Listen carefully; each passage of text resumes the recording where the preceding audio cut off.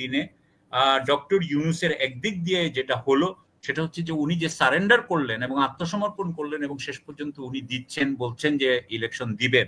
তবে আমরা একটু আগেই তো মহসিন ভাইয়ের সাথে কথা বলছিলাম এবং মহসিন ভাই আরো এটা নিয়ে বলবেন, আবু আলম স্যারও বলবেন। সেটা হচ্ছে যে আসলেই কি সত্যি সত্যি আমরা ফেব্রুয়ারিতে ইলেকশন, তারাও ডিক্লেয়ার করেছে সেই ইলেকশনের বেসিসে আসলে যদি কোনো সামরিক বা যুদ্ধ যদি কিছুদিন বাধ্য হয়, কারণ ভারতের চাপে এবং আন্তর্জাতিক চাপে যদি তারা ঢুকাতে বাধ্য হয়, তাহলে কিন্তু আপনি মনে রাখবেন যে সাথে সাথে আবারও প্রথম আলো, ডেইলি স্টার কিন্তু লেগে যাবে। এগুলোকে একেবারে এড়িয়ে যে ওরা বলেছে যে ফেব্রুয়ারি মাসে উনি ইলেকশন দিতে রাজি হয়েছে, এটাকেই ওরা সবচেয়ে বড়ভাবে দেখেছে। ইলেকশনের ব্যাপারে একটা কথা বলতে চাই, উনি বারবার বলেছেন উৎসব মুখর পরিবেশে আমরা ইলেকশন দিতে যাব। আমি ইলেকশনের ব্যাপারে আমি কিন্তু মিক্সড ফিলিংস আছে। আমার মিক্সড ফিলিং হচ্ছে যে আমি 54 বছরের যে আমাদের যে আপনার অতীত ইতিহাস, সেই অতীত ইতিহাস হচ্ছে আমাদের লোকরা ড্যাং ড্যাং ড্যাং ড্যাং করতে যে আপনার করবে, উৎসব মুখর পরিবেশে যে ভোট দিবে এবং 5 বছর ধরে তারপরে অত্যাচার হবে, 5 বছর ধরে চুরি হবে, দুর্নীতি হবে, তারপরে ওই সরকারকে আমরা ফেলে দিব, ফলে দিয়ে আরেকটা সরকারকে আনবো, তারপরে যে সরকারকে আনবো সেই সরকার আবার একই কাজ করবে। 91 থেকে 8 পর্যন্ত আমরা তাই করেছি, তাই হবে।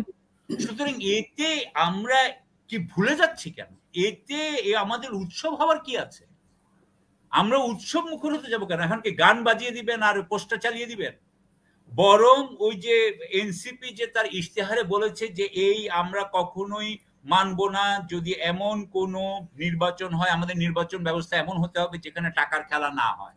আপনি আশা করি আপনি এইবার দেখি কেউ করতে পারেন কিনা সেটা, টাকার খেলা যাতে এইবার না হয়, সেটা কিন্তু দেখবেন যে করতে পারবে না।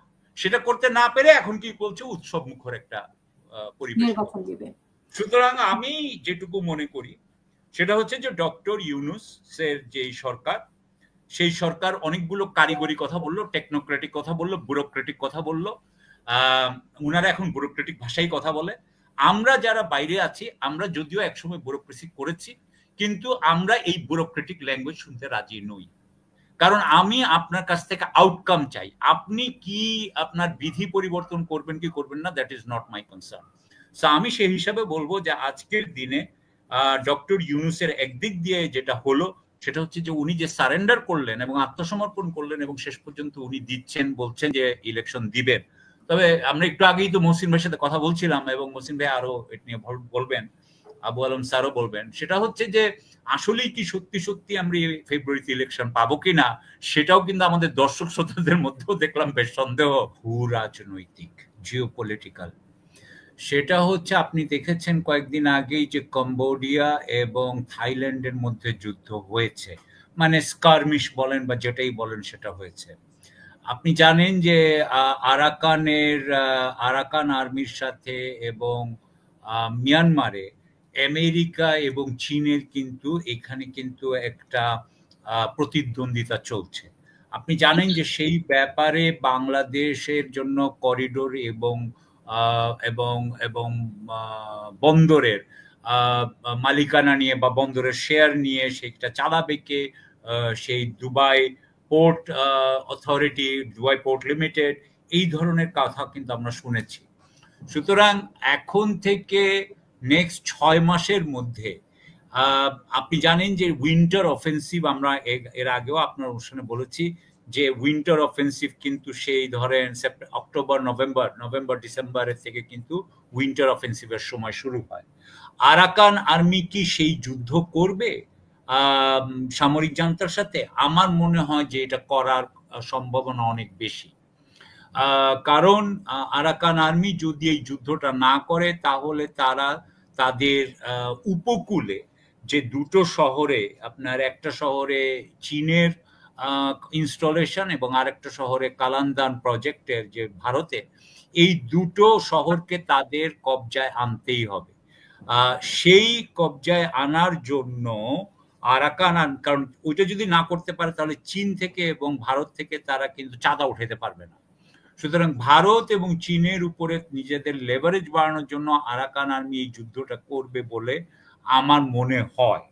সুতরাং এটা, এবং সেটা যদি একমাত্র একভাবেই আমি চিন্তা করতে পারি যে আমেরিকার সাথে যেহেতু এখন সামরিক জান্তার একটা নতুন কথাবার্তা শুরু হয়েছে, সামরিক জান্তা যেহেতু এখন একটা নতুন ইলেকশনও ডিক্লেয়ার করেছে, বোধহয় ডিসেম্বর বা জানুয়ারি ফেব্রুয়ারি দিকে ইলেকশন তারাও ডিক্লেয়ার করেছে, সেই ইলেকশনের বেসিসে আসলে যদি কোনো সামরিক বা যুদ্ধ যদি কিছুদিনের জন্য স্থগিত হয়, হতে পারে। তাছাড়া যদি যুদ্ধক্ষেত্র হয় তাহলে কিন্তু আমাদের এখানে কিন্তু কি সেভাবে ইলেকশন করা সম্ভব হবে? আমার মনে হয় তখন এটা আরেকটা জটিলতা সৃষ্টি করতে পারে। আর একটা জিনিস তো মনে রাখতেই হবে যে ইলেকশন হয়ে যাওয়া মানেই এনসিপি এবং জামাতি ইসলামী এবং আমাদের ইসলামিক যে দলগুলো আছে তারা কিন্তু সাথে সাথেই তাদের সকল ক্ষমতা হারাবে। কারণ আমি ধরে নিচ্ছি বিএনপি জিতবে, মানে একটা বিরাট সংখ্যাগরিষ্ঠতা নিয়ে জিতবে, ফলে এইগুলো কিন্তু সম্পূর্ণ কিন্তু তাদের ক্ষমতা হারাবে। আমার মনে হয় সেই জন্য সেদিক দিয়ে চিন্তা করলে এনসিপি এবং ইসলামিক দলগুলোর হয়তো এখনো অনেক কৌশল তাদের ভিতরে আছে, তারা যেগুলো চিন্তা করছে এবং ভবিষ্যতে এই আগামী 6 মাসের মধ্যে সেই কৌশল তারা ব্যবহার করতে পারে। তৃতীয় যে কথাটা আবু আলম খান সাহেব বলেছেন যে সেটা হচ্ছে গিয়ে যে ভারত এই যে অন্তর্ভুক্তিমূলক নির্বাচন, এটা কিন্তু আরেকটা বড় বিষয়। ভারত চাইতেছে যে ভারত চাচ্ছে, মানবাধিকার কমিশন চাচ্ছে, জাতিসংঘের যে বা জাতিসংঘ চাচ্ছে যে আমাদের এখানে আওয়ামী লীগকে আমরা ঢুকতে দেই এই ইলেকশনের জন্য। এই আওয়ামী লীগকে যদি একবার ঢুকতে দেওয়া হয় তাহলে কিন্তু মনে রাখতে হবে যে এটা নিয়েও আরেকটা ভয় আছে যে বিএনপি যেই মুহূর্তে ক্ষমতায় আসবে, ধরেন ফেব্রুয়ারি মাসে ইলেকশনের পর, এবং সেই সময় যদি আওয়ামী লীগকে যদি তাদেরকে ঢুকাইতে হয় অথবা তারা যদি ক্ষমতা নেওয়ার পরে আওয়ামী লীগকে ঢুকাতে বাধ্য হয়, কারণ ভারতের চাপে এবং আন্তর্জাতিক চাপে যদি তারা ঢুকাতে বাধ্য হয়, তাহলে কিন্তু আপনি মনে রাখবেন যে সাথে সাথে আবারও প্রথম আলো, ডেইলি স্টার কিন্তু লেগে যাবে হচ্ছে গিয়ে বিএনপির বিরুদ্ধে।